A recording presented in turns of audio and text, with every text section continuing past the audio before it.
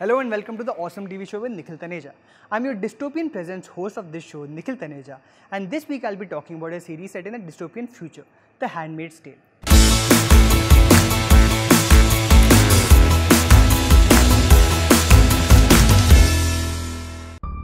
I was asleep before.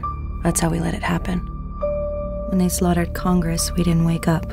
When they blamed terrorists and suspended the Constitution, we didn't wake up then either. Now I'm awake. The first thing you feel after watching an episode of The Handmaid's Tale is a surge of hopelessness along with anxiety and some panic. Could a show this bleak reflect a reality, least of all our reality? Could a show this dark be a precursor of what's to come? By being quiet every time we see something wrong around us, are we actually being complicit with the perpetrators of wrong and extremism? These are questions that have been plaguing me ever since Trump came to power. Seeing the kinds of archaic laws being passed by his administration, seeing the rise of systemic racism, misogyny and extremism, and seeing it spread to different parts of the world including Europe and of course places near us, I've found myself actually wondering what my place is in this new world.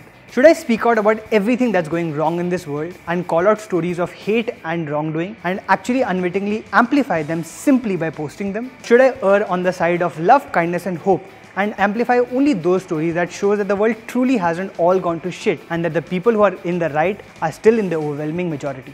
And if I do that, am I slowly allowing the wrongdoers to gain power by simply ignoring them? Am I actually empowering the ones who are doing right by praising their actions? It's a complicated time to live in today, where fiction about dystopian futures earlier would make you go, whoa, what a cool imagination this writer has. But today while watching the same kind of dystopian fiction, you go, whoa, this is so timely and relevant. I mean seriously, what kind of a fucked up world are we living in today where a dystopian future feels relevant? And that is both the power and curse of The Handmaid's Tale. Adapted from a novel of the same name by award-winning Canadian writer Margaret Atwood, the series portrays a depressing near future where a totalitarian and Christian fundamentalist government has taken over what's left of America. Fundamentalist. I've got it, bro, I've got it.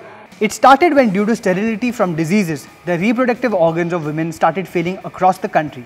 And before anyone could figure out what was happening, the rare women who could still reproduce were captured and subjugated and were stripped of every right. From the right to work and to read, to the right to owning their own bodies. The prime duty of these women, called the handmaids, would be to bear children to the ruling men or commanders of this movement, the alternate being death. Elizabeth Moss plays the protagonist of this story. She's called Offred. Previously she was called June, but today she is called Offred because she's literally off Fred. Fred being the commander whose baby she must bear.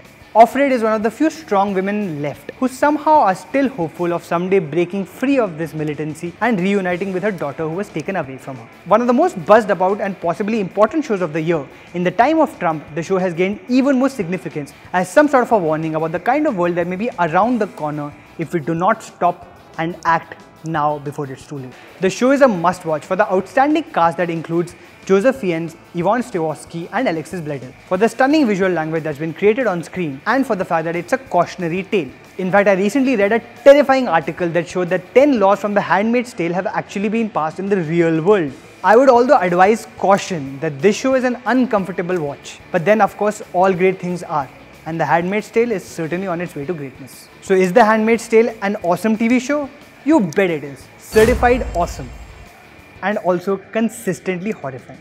Also, the second season of Master of None is finally out. I'm a huge fan of Aziz Ansari's comedy and I think he's one of the best comedians in the world. I loved season 1 of his show and I can't wait to get my hands on season 2. Season 2 of Sense8 is also out. It's a beautiful, magical and sublime show that's worth your patience. Do give it a try, you will not regret it. Two super shows have also finished with their season finales. Billions and Riverdale are over and I want to talk about their shows next week. But for now, I would urge you to continue watching Silicon Valley, Veep, Fargo, Better Call Saul and The Leftovers. So much good television is happening, you must watch it just like I do.